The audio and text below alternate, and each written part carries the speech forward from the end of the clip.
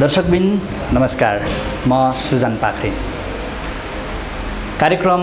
हाम्रो चासोको विशेष श्रृङ्खलामा यहाँहरूलाई स्वागत छ। हाम्रो चासोको यो विशेष श्रृङ्खलामा आज हामीले नेकपा एमाले काठमाडौँ जिल्ला सचिवालय सदस्य हरिकृष्ण श्रेष्ठलाई निम्त्याएका छौँ। उहाँसँग हामी आजको कार्यक्रममा पछिल्लो राजनीतिक घटनाक्रम र नेकपा एमाले भित्र सिर्जित विवादले तल्लो कमिटीमा परेको असरको बारेमा र यावत विषय र समसामयिक विषयमा छलफल गर्नेछौँ। सर्वप्रथम उहाँलाई कार्यक्रममा स्वागत गर्छौँ। स्वागत छ यहाँलाई कार्यक्रममा। धन्यवाद। मैले सुरुवात नै कहाँबाट गर्न चाहेँ भने तपाईँ नेकपा एमालेको काठमाडौँ जिल्ला सचिवालय सदस्य हुनुहुन्छ, जिम्मेवार व्यक्तित्व पनि हुनुहुन्छ। पछिल्लो राजनीतिक घटनाक्रमको बारेमा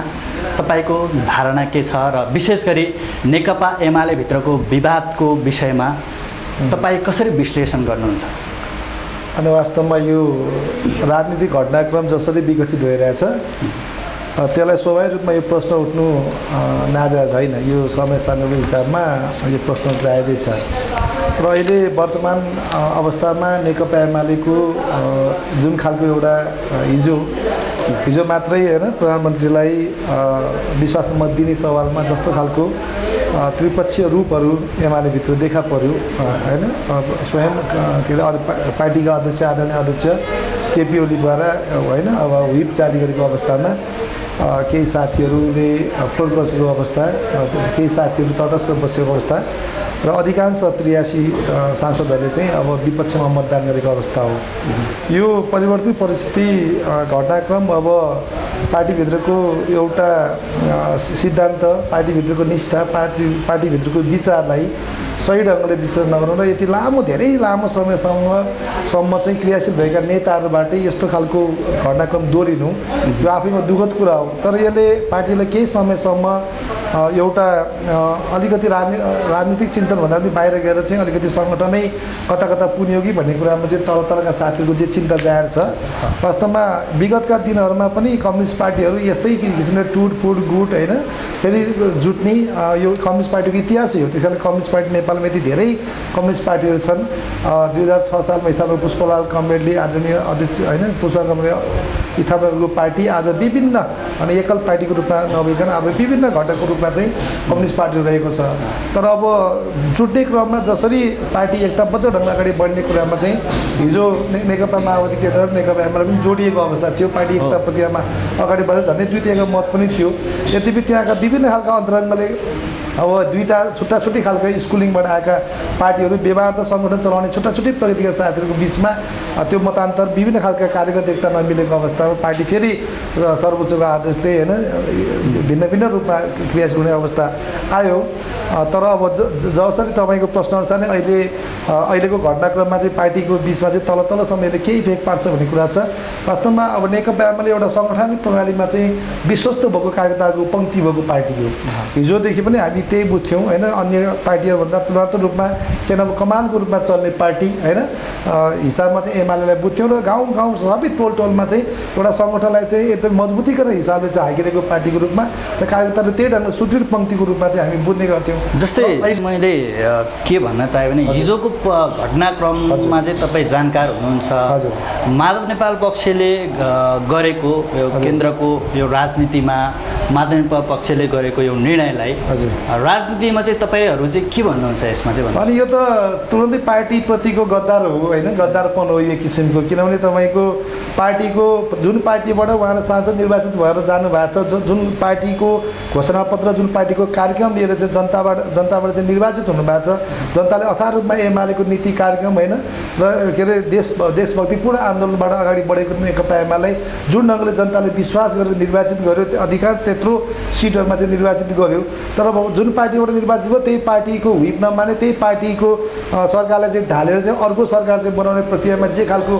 क्रियाकलापहरू देखिएको छ माधव कमरेडबाट त्यो कुनै पनि एमाले भित्रमा कुनै पनि पार्टीभित्र त्यस्तो राजनीतिक खालको फोरी खेल देखाएको पनि गलत हो भने नेकपा एमाले भित्र जस्तो पार्टी एउटा सैद्धान्तिक रहेन जन मदन कमरेडले प्रतिपादन गरेको जनताको बौद्ध जनवादबाट निर्देशित कार्यकर्ताको पङ्क्ति नेता पङ्क्ति अब यो एउटा पार्टीको व्हिप पार्टीको आदेश पालन नगरिकन स्वेच्छाचारी प्रवृत्तिबाट जे खालको हिजोको एउटा घटनाक्रममा उहाँहरू सरेको भयो बिल्कुलै गलत छ र यो नराम्रो काम हो र मलाई लाग्छ आम देशभरि रूपमा रहेका नेकपा एमालेका कार्यकर्तालाई यसलाई स्वीकार्दैनन् र त्यो भूमिका माधव कमरेडको भूमिकाप्रति सन्तुष्ट छैनन् भन्ने कुरा चाहिँ दर्जाएको छ। जस्तै म अलिकति पछाडि जान चाहन्छु 74 सालको निर्वाचनमा नेकपा एमाले र माओवादी केन्द्रको एउटा गठबन्धन बनेर चाहिँ चुनाव लड्नुभयो त्यसपछि शानदार बहुमतका साथ झन्डै 2/3 मत चाहिँ तपाईहरूलाई प्राप्त भयो त्यसैको आधारमा चाहिँ प्रधानमन्त्री नेकपा एमालेको अध्यक्ष केपी शर्मा ओली बन्नुभयो त्यसपछि निरन्तर सरकार चलिराख्दाखेरि चाहिँ बिचमा फेरि अल्पमतको सरकारमा पुग्नुभयो उहाँसँग चाहिँ शानदार बहुमत हुँदाहुँदै पनि पछि फेरि विश्वासको मत लिँदाखेरि चाहिँ उहाँसँग जम्मा 93 मत मात्र भयो त्यसपछि अझै पछाडि आएर हेर्दाखेरि चाहिँ सर्वोच्च अदालतबाट चाहिँ फेरि उहाँलाई चाहिँ हटाउनु परेको अवस्था सिर्जना भयो र हिजो भर्खरको घटना चाहिँ उहाँसँग चाहिँ हिजोको घटनालाई हेर्दाखेरि चाहिँ उहाँसँग 83 जना सांसद ले चाहिँ उहाँको विपक्षमा मतदान गर्नुभएको छ यसमा तपाईको धारणा के छ यो सम्बन्धी यो घटनाक्रमलाई चाहिँ कसरी विश्लेषण गर्नुहुन्छ तपाईँ? होइन वास्तवमा नेपालमा कम्युनिस्ट आन्दोलनप्रतिको एउटा कम्युनिस्ट आन्दोलनको प्रतिफलसँग जोडेर हेर्दाखेरि आम जनता कम्युनिस्ट पार्टीको प्रति चाहिँ झुकाव रहेको अवस्थामा पार्टी एकीकरण प्रक्रियाबाट चाहिँ एउटा होइन आमूल परिवर्तन शीर्ष 62 त्यसको आन्दोलनले जे खालको किसिमको एउटा उपज ल्यायो होइन 72 सालको संविधानले जे खालको एउटा उपलब्धि हासिल गर्यो त्यसलाई चाहिँ सही ढङ्गले चाहिँ जनताको हकितको पक्षमा चाहिँ लागू गर्न सकिन्छ होइन आमूल रूपमा समृद्ध नेपाल निर्माण गर्न सकिन्छ यो कम्युनिस्टको जे हिजोदेखि भन्दै आएको कुरा होइन परिवर्तनका सम्भावना कम्युनिस्टहरू रहने भएकोले कम्युनिस्टहरूको सरकार भयो भने चाहिँ त्यो ढङ्गको आमूल रूपमा यो एउटा विकासोन्मुख देशलाई चाहिँ विकसित ढङ्गको हिसाबमा चाहिँ लान सकिन्छ आम जनताको शोषित पीडित जनता एकदम तल्लो वर्गका जनतासम्मको होइन सीमान्तकृत जनतासम्मको चाहिँ हकित र त्यसको रक्षाको लागि चाहिँ लड्न सक्छ भन्ने आम बुझाइ आम विश्वासको रूपमा चाहिँ एउटा पार्टी एकीकरण प्रक्रियाबाट चाहिँ पार्टी पछि चाहिँ एकता हुने किसिमले चाहिँ सङ्कल्प गरेर 74 को निर्वाचनमा गठबन्धनको रूपमा चाहिँ जसरी दुईटा कम्युनिस्ट पार्टीहरू अगाडि बढे चुनावमा अगाडि बढे कार्यकारी एकताका साथ अगाडि बढे आम जनताले झन्डै 2/3 भन्दा बढी झन्डै 2/3 आधारमा चाहिँ एउटा मत त्यस्तो खालको एउटा जितको सुनिश्चितता हुने किसिमले चाहिँ आफ्नो अभिमतहरू प्रकट भयो र निरन्तर रूपमा त्यसका सरकार अगाडि बढिरहँदाखेरि सरकार गठनको प्रक्रियामै तपाईँलाई म प्रश्न पार्न चाहन्छु दुई पार्टीको भिन्न भिन्नै पार्टीहरू हामी चुनावमा लड्यौँ कार्यरत एकता गरेर तर सरकार तपाईँको मङ्सिरमा चुनाव भएको र त्यत्रो सिट झन्डै नजिकको 2/3 के अरे मत ल्याउँदाखेरि पनि तपाईँको के अरे नेकपा माओवादी केन्द्रबाट त्यति बेला नै कमरेड प्रचण्डबाट चाहिँ एउटा सरकार गठनको प्रक्रियामा फागुन 3 सम्म होइन एउटा सरकार गठन गर्ने क्रममा डिले गरेर नेपाली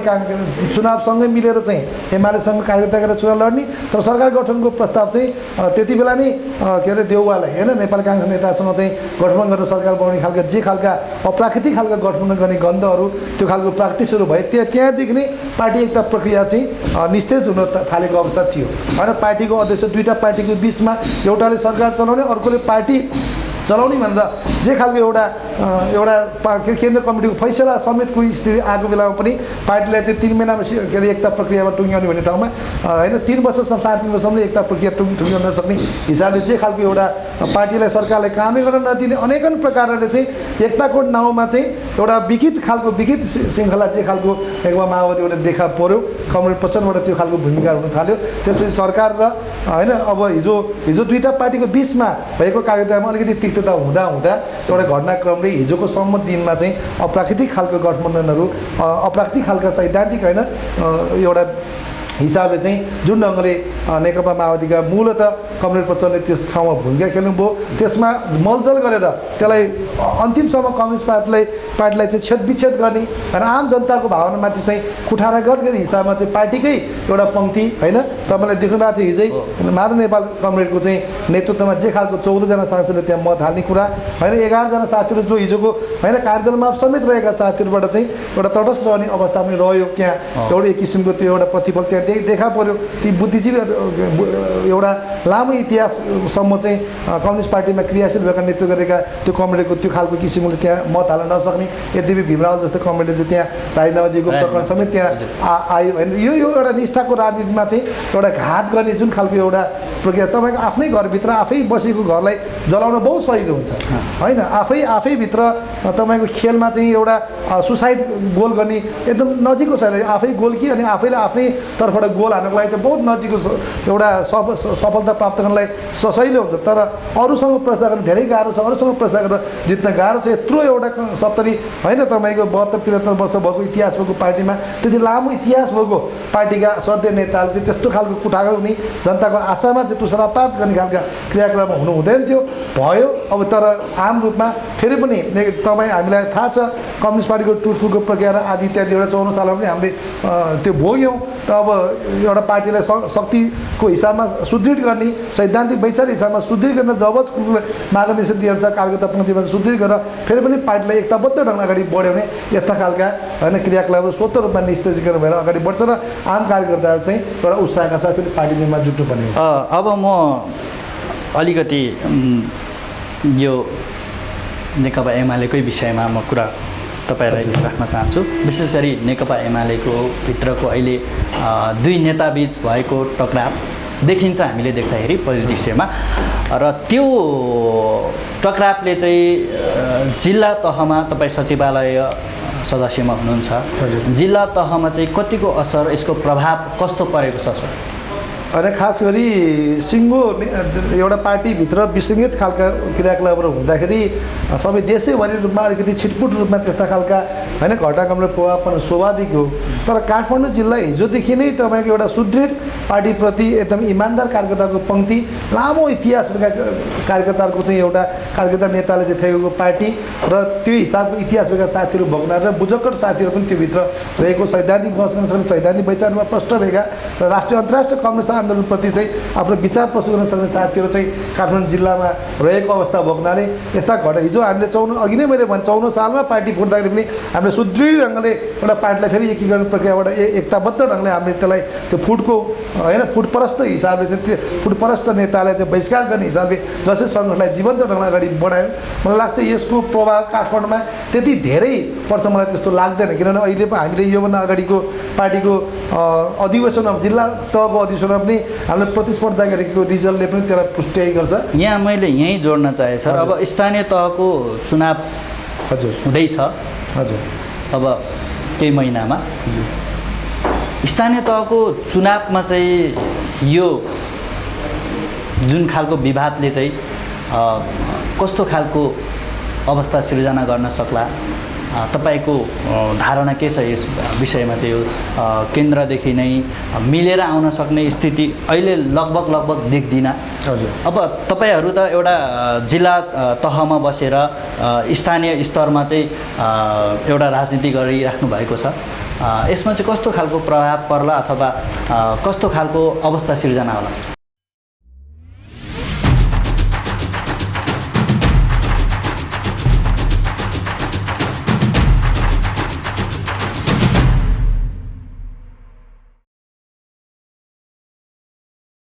अब तपाईँहरू त एउटा जिल्ला तहमा बसेर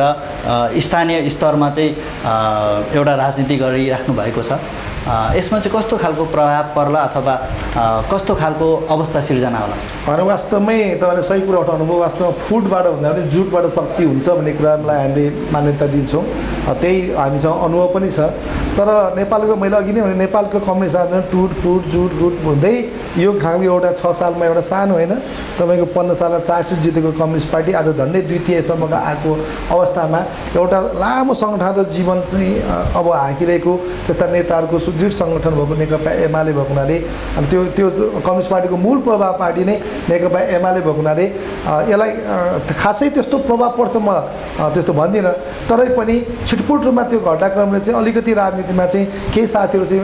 हिजो लामो समयदेखि सँगै रहेका साथीहरू चाहिँ केही बाहिरी दुःखद पछि त्यहाँ हुन्छ नै। तैपनि अब कम्युनिस्ट पार्टी हिजो अब जे घटनाक्रममा तपाईँको यति होइन एक सय अर्कोसँगै आम्ने सामने पर्न नसक्ने कम्युनिस्ट पार्टीको एकता त सम्भव छ भने भोलिका दिनमा निर्वाचनको अगाडि फेरि पनि कम्युनिस्ट पार्टीको एकता वामपन्थी ध्रुवीकरण नहोला भन्न सकिन्न। तैपनि अब यो हाम्रो नगरपालिकाको हैसियतमा काठमाडौँको जुन काठमाडौँ महानगरपालिका 11वटा नगरपालिका छन्, मलाई लाग्छ त्यो 11 गोकर्णेश्वर नगरपालिका हिजो एउटा प्राविधिक कारणले गर्दाखेरि होइन तपाईँको 47 सिटको चुनावमा चाहिँ 23 सिट काङ्ग्रेसले, 23 एमाले, 1 सिट चाहिँ राप्रपाले चाहिँ कठिन त्यस्तो खालको एउटा पिरियडमा रिजल्ट आएको थियो भने आज केही त्यस्तो खालको के अरे नगरपालिकाभित्र त्यसको प्रभाव नपर्ला भन्ने छैन। तर फेरि पनि पार्टी पङ्क्तिभित्र हामी एउटा सङ्गठनलाई जीवन्त ढङ्गले अगाडि बढाएर यो गोकर्णेश्वर नगरपालिका तपाईँले देख्नु भएको छ योभन्दा अगाडिको चुनावमा प्रदेश ख पनि हाम्रै नगरभित्र परेको होइन प्रदेश ख, त्यसै गरी सङ्घीय चुनावमा पनि हामीले जित हासिल गरेको थियो धेरै मतको अन्तरले भने तपाईँको यो नगरपालिकाभित्र हामीले केही हिजोको त्यो 5 वर्ष झन्डै 4.5 वर्ष अगाडि केही मतले चाहिँ हामी पछाडि परे पनि अधिकांश वडा अक्षरमा हामीले हार खाएर पनि अहिले पार्टीको पङ्क्ति सुदृढ ढङ्गले त्यो एउटा अगाडि बढेको त्यसबाट शिक्षा लिएर हामी कुनै पनि हालतमा नगरपालिकाभित्र चाहिँ धेरैभन्दा धेरै मतको अन्तरले चाहिँ मैले सङ्गठन निर्माण गरेको हैसियतले हामी अब त्यस्तो खालको टुटफुटको पक्षमा होइन सम्पूर्ण कार्यकर्ता एकताबद्ध ढङ्गले नेकपा एमालेको मूल प्रभाव कमरेड केपी ओली अध्यक्ष रहेको मूल प्रभावको रूपमा चाहिँ अगाडि बढ्ने कुरामा चाहिँ म यहीँ आउँदैछु सर। जस्तै गोकर्णेश्वर नगरपालिकाको पनि तपाईँहरू चाहिँ केन्द्रको कुरा एउटा छँदैछ तपाईँको गोकर्णेश्वर नगरपालिकाको केसमा चाहिँ तपाईँहरू प्रतिपक्षमा बस्नु भएको छ, 4 वर्ष भइसकेको छ। कस्तो खालको भूमिका निभाउनु भएको छ प्रतिपक्षमा बसेर तपाईँहरूले जनतासँग कतिको नजिक हुनुभएको छ यो 4 वर्षको अवधिमा तपाईँहरूको अनुभव र धारणा सुनाइदिनुहोस्। हामीले वास्तवमै हामी 74 सालको वैशाखी 30 पछाडिको घटनाक्रममा हामीले अहिले धेरैभन्दा धेरै पार्टी पङ्क्तिलाई चाहिँ सुदृढ गरेको अवस्था हो। हामीले 74 सालको चुनावमा होइन जम्मा 23 सिट जित्यौँ, काङ्ग्रेसले मेयर उपमेयर सहितको 23 सिट जित्यो होइन। हामी बराबरी सिटमै थियौँ होइन, तर अलिकति कार्यकारी भूमिका रहेका पदहरूमा अलिकति हाम्रो पराजय भोग्नुपर्ने अवस्था थियो। तर त्यसबाट गम्भीर शिक्षा लिएर अहिले त्यसैलाई नै हेरेर हामीले विकास निर्माणको सवालमा पनि आम सबै 1 देखि 9 वटासम्म चाहिँ सबै पार्टी पङ्क्तिलाई चाहिँ हामी जहाँ वडा चाहिँ जितेका छौँ त्यो ठाउँमा चाहिँ एउटा जनताको अपेक्षाअनुसारको काम गर्ने, जहाँ तपाईँको वडा चाहिँ हामीले हार्यौँ, जहाँ मेयर जुन ठाउँ हामी मेयर उपमेयर गुमायौँ त्यो ठाउँ चाहिँ जनतालाई चाहिँ गोलबन्द गर्दै एकदमै जनताका विकास निर्माणका कुरालाई कलेक्सन गर्दै होइन अहिलेको सत्तासीन नेपाली काङ्ग्रेसका साथीहरूलाई चाहिँ दबाब सिर्जना गरेर हामीले चाहिँ जनताको पक्षमा धेरैभन्दा धेरै विकास निर्माणका कामहरूदेखि लिएर होइन अन्य शोषित जनताको पक्षमा धेरै लामो एउटा कन्ट्रिब्युसन हामीले गरेको, धेरै त्यो क्रियाशीलता आफ्नो पार्टी पन्थीलाई सुदृढ ढङ्गले परिचालन गरेर क्रियाशीलता भएको र सङ्गठन निर्माणको सभामा पनि हामी हिजोको भन्दा पनि पृथक ढङ्गले चाहिँ एउटा सबै खालका युवा पन्थीहरूलाई पनि पार्टी सदस्यता दिँदै होइन गोलबन्द गर्दै प्रशिक्षित गर्दै र पुरानो साथीहरूलाई रक्षा गर्दै पुरानो साथीलाई झन् अझ नियमित रूपमा त्यसलाई चाहिँ अगाडि बढाउँदै हिसाबमा सङ्गठन हाँकेको हिसाबमा अहिले हामी मलाई लाग्छ अब आउने 1 वर्ष हाराहारी 8-10 महिनापछि चुनाव हुँदैछ। हामी धेरैभन्दा धेरै मध्ये जित्ने गरी चाहिँ एउटा प्रभावशाली लोकप्रिय व्यक्तिहरूलाई चाहिँ त्यो उमेर बनाएर अगाडि बढाउने पक्षमा पनि छौँ र त्यो हिसाबमा हामी क्रियाशील पनि भइरहेको छौँ। तपाईँ प्रभावशाली नेता पनि हुनुहुन्छ, काठमाडौँ जिल्ला सचिवालयको सदस्यमा पनि हुनुहुन्छ, कार्यरत हुनुहुन्छ र गोकर्णेश्वर नगरपालिकाको केसमा तपाईँ त यहाँको यही भूगोलको यही स्थानीय तहको राजनीति गरिराख्नु भएको व्यक्ति। अब यो नेकपा एमाले पहिला नेकपा थियो, अब नेकपा एमाले पनि विभाजित अवस्थामा छ। गोकर्णेश्वर नगरपालिकाको अवस्था चाहिँ नेकपा एमालेभित्र 2 ध्रुव छ कि छैन सर यहाँ चाहिँ? होइन, वास्तवमा तपाईँलाई नेकपाबाट होइन, हामी नेपाल कम्युनिस्ट पार्टी एमालेबाटै चुनाव लडेको थियो योभन्दा अगाडिको स्थानीय चुनावमा पनि, त्यसपछि पार्टी संसदीय सङ्घीय चुनाव र प्रदेश चुनाव मात्र हामी एकता प्रणालीबाट अगाडि बढेका हौँ। हिजो पृथक नेकपा माओवादी पनि सँगै लडेको थियो यो ठाउँमा होइन नेकपा एमाले नेपाली काङ्ग्रेस अन्य राष्ट्रिय जनशक्ति पार्टी लगायतका अन्य राप्रपाहरू पनि लडेको अवस्था थियो, छुट्टा छुट्टै पार्टीमा लडेको अवस्थामा त्यो घटनाक्रम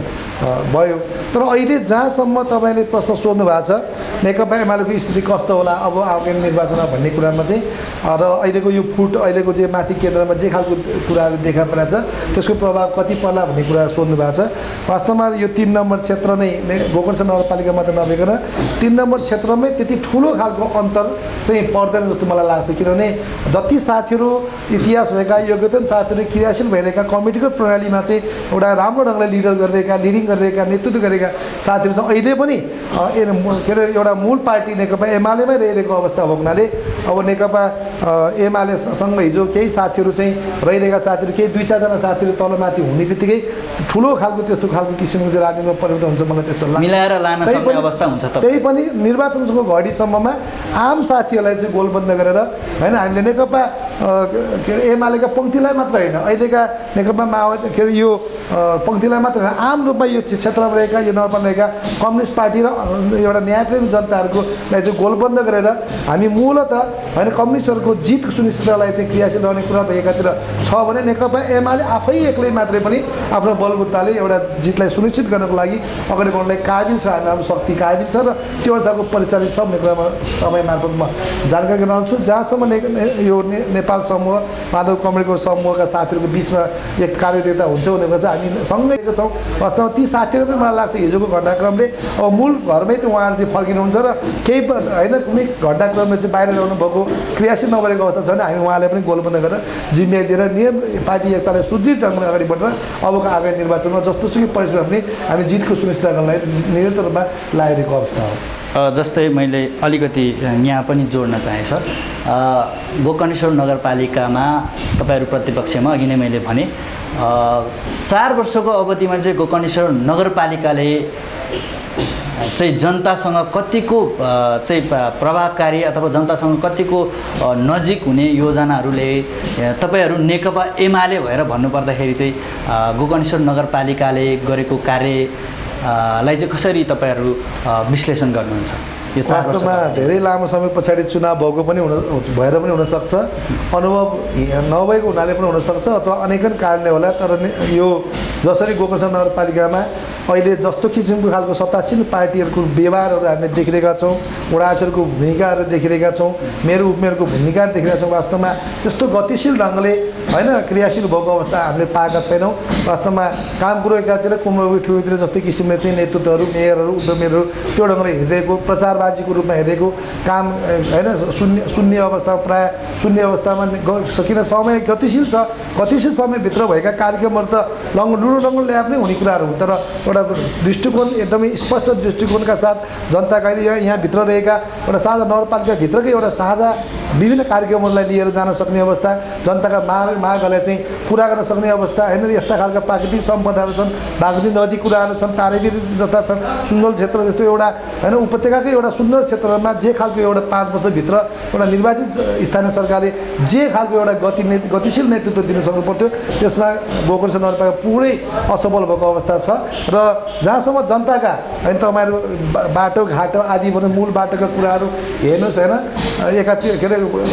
वक्तव्य एउटा निकाली भाषण एउटा गर्ने तर अब वास्तवमा जनतालाई चाहिँ ढाँटको राजनीति गरेर चाहिँ एउटा छलछामको राजनीतिबाट चाहिँ अगाडि बढिरहेको सन्दर्भ, सस्तो लोकप्रियता कमाउने हिसाबमा अगाडि बढिरहेको सन्दर्भ छ। यसले मलाई लाग्छ यहाँका यो नेकपा एमालेका पङ्क्ति मात्रै होइन आम जनसमुदाय गोकर्ण जनतालाई चाहिँ अहिलेको यो गोकर्ण नगरपालिकाको मेयर उपमेयर अथवा जे खालको एउटा सत्तासीन पार्टीको नेपाली काङ्ग्रेसको व्यवहारहरू हेरेर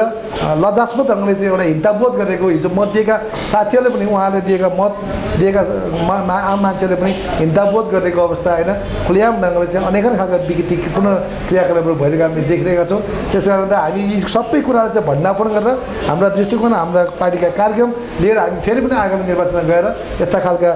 के अरे जे खालको एउटा विसङ्गत खालको नेतृत्व गरेको सत्तासीन पार्टीलाई हामी बढाउने काममा हामी अगाडि बढ्नेछौँ। अब फेरि स्थानीय तहकै सन्दर्भलाई जोडौँ, चुनाव नजिकै छ, तपाईँहरूको तयारी चाहिँ कस्तो छ? तपाईँ प्रभावशाली नेताको रूपमा नै हुनुहुन्छ, पार्टीले टिकट दिएको अवस्थामा गोकर्णेश्वर नगरपालिकामा मेयरको उम्मेदवार कतिको जनताको चाहना छ यहाँको विचारमा चाहिँ पार्टीले एउटा जिम्मेवार व्यक्तिको रूपमा तपाईँलाई टिकट दिएको अथवा उम्मेदवार बनाएको अवस्थामा तपाईँले कतिको तयारी गर्नुभएको छ यो विषयमा चाहिँ? अनि वास्तवमा अहिले स्थानीय निर्वाचनको चर्चा चलाउने बेला भइसकेको छ। यद्यपि तैपनि अब 8-10 महिनापछि हामी मुलुक होइन फेरि पनि स्थानीय सरकारको स्थानीय निर्वाचनको माहौल सिर्जना गरेर अगाडि बढ्ने स्थिति भइरहेको अवस्था भएको हुनाले यो प्रश्न सान्दर्भिक पनि छ। वास्तवमा अहिले मैले अघि नै पनि भने किनभने 74 सालको निर्वाचनमा जे खालको जनताले विश्वास गरेर नेपाली काङ्ग्रेसलाई यहाँ मतहरू दिए त्यो मतको एउटा मत दिए अनुसारको काम गर्न नसकेको कारणको एउटा हिसाबले पनि उहाँहरूसँग त अयोग्यता त्यो हिसाबको कारणले पनि नेकपा एमाले होइन जनतालाई गोलबन्द गरेर अगाडि बढ्ने बाटो हामीलाई अवसर पनि छ। र समग्रतामा तपाईँको निर्वाचनको बेला अब होइन अब उम्मेदवार दिने कुरामा धेरै साथीहरू होइन समकालीन साथीहरूको धेरै खालका इन्ट्रेस्टहरू हुन्छन्, आफ्ना होइन नेतृत्व गर्ने क्षमता भएका साथीहरू हुनुहुन्छ। त्यो बिचमा पनि अब प्रतिस्पर्धामा श्रेष्ठता होइन हिजो भोलि पार्टीले एउटा मापदण्ड बनाउन लोकप्रियताको हिसाबमा इतिहासको हिसाबमा काम गर्न सक्ने योग्यता क्षमता अनि क्रियाशीलता विभिन्न सङ्घ संगठनलाई आएको हिसाबको अनुभव सबै खालको नेतृत्व गर्ने अनुभवको हिसाबमा पार्टीले टिकट त दिनै हाल्छन्। तर अब अन्य साथीहरू पार्टीको एउटा अब के अरे टिकट पाउने एकजना हुन्छ तर धेरै साथीहरू आकाङ्क्षा पनि हुने भएको हुनाले सबैले सबै टिकट नपाउनु पनि सक्छ। र अहिलेको वर्तमान अवस्थामा जहाँसम्म तपाईँले टिकट पाउनुभयो चाहिँ के हुन्छ भन्ने कुरामा मलाई त एकदमै आफ्नो सोच बनाएको छु होइन। सिङ्गो रूपमा यो नगरपालिकालाई एकीकृत परियोजनाका आधारमा हामीले चाहिँ विकास गर्ने होइन काठमाडौँ भ्यालीकै रूपमा चाहिँ नमुना नगरपालिका रूपमा विकास गर्न सक्ने त्यो भिजन हामीसँग छ, त्यो अनुभव हामीसँग छ। अनि 45 सालदेखि अहिले तपाईँको भने 33 वर्षको लामो राजनीतिक जीवनमा धेरै खालका इतिहासहरू हिजो हामी जनप्रतिनिधि हुँदाखेरि गाविस हुँदाखेरिको जनप्रतिनिधि हुँदाखेरिको विकासका हामीसँग त्यो अनुभवहरू छन् होइन। नेकपा एमालेको अल्पमत सरकार कर्णेल मनमोहन अधिकारको सरकारले ल्याएको 900 को अभियानले जसरी सिङ्गो देशलाई चाहिँ एउटा विकास होइन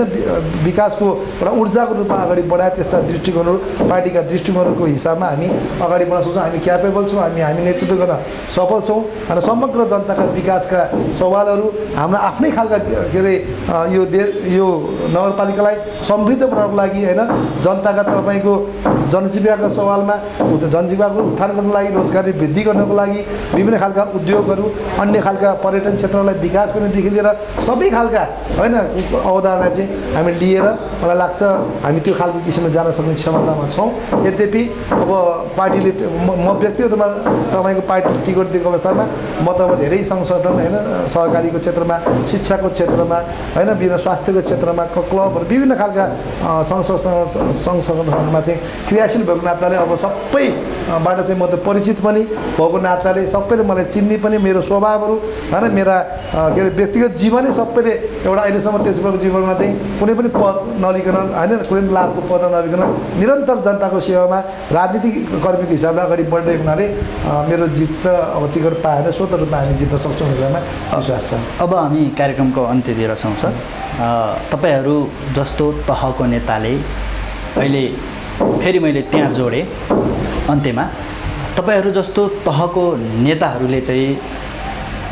शीर्ष तहको नेताहरूमा सुधार गर्नुपर्ने कुराहरू के छन् र के सुझाव दिन चाहनुहुन्छ यहाँबाट तपाईँ? मैले अन्तिममा यो प्रश्न सोधेँ। होइन वास्तवमा सही प्रश्न सोध्नुभयो। वास्तवमा हामी कम्युनिस्ट पार्टीहरू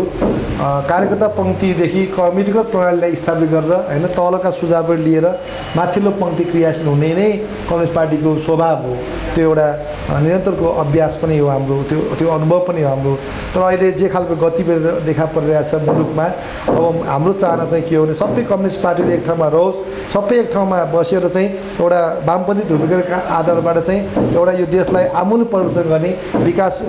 गरेर समृद्ध राष्ट्रमा रूपान्तरण गर्ने होइन रोजगारीको अवसर सृजना गरेर तपाईँ खाडी मुलुकमा गएका जनतालाई युवालाई चाहिँ देशमै स्वरोजगार गर्ने कृषिका आधुनिक खालका प्रणाली स्थापित गरेर त्यो रोजगारको सृजना गर्ने हरेक तह र तबकाका क्षेत्रमा चाहिँ एउटा रोजगारको सृजना गरेर समृद्ध एउटा जीवनलाई चाहिँ अगाडि बढाउनको लागि होइन जनजीविकाको सवालमा क्रियाशील त्यो खालको नेतृत्व लियोस्। कम्युनिस्ट पार्टीबाट मात्रै त्यो सम्भव छ। त्यस कारण नेताहरू मिल्नुहोस् भन्ने कुरा चाहिँ हाम्रो आह्वान छ। तर हामीसँग हामी नेकपा एमालेकै सवालमा भनियो भने एकदमै इतिहास भएका लामो इतिहास भएका नेताहरू चाहिँ हाम्रो आदरणीय नेताहरू चाहिँ हुनुभएको हुनाले उहाँले बुझेर होइन कम्युनिस्ट पार्टीलाई फेरि पनि एक ढिका बनाउने, एमाले समृद्ध बनाउने, होइन तपाईँको 72 साल भएको त्यो संविधानमा चाहिँ जे खालको नेकपा एमालेको पाँचौँ महासचिव जनताको बौद्ध जनताको 14 विशेषताहरूको सबै अङ्गीकार गरेको त्यस्तो खालको दूरदृष्टि राख्ने नेताहरूको सुदृढ पार्टी पङ्क्ति बोक्नाले मिलेर जानुपर्छ, मिल्नुपर्छ र सबै खालका कार्यकर्ताको उत्साह त्यो इच्छा अनुसार चाहिँ तपाईँलाई नेतृत्व गर्नुपर्छ र पार्टी एकतालाई चाहिँ अझ सुदृढ अगाडि बढाउनुपर्ने कुरामा हामी आह्वान गर्न चाहन्छौँ। हस् त, कार्यक्रममा आइदिनु भयो, समय दिनुभयो, यहाँलाई धेरै धेरै धन्यवाद। यहाँ कार्यक्रममा डाकेर आफ्नो विचार राख्ने मौका दिनुभएकोमा धेरै धेरै धन्यवाद छ।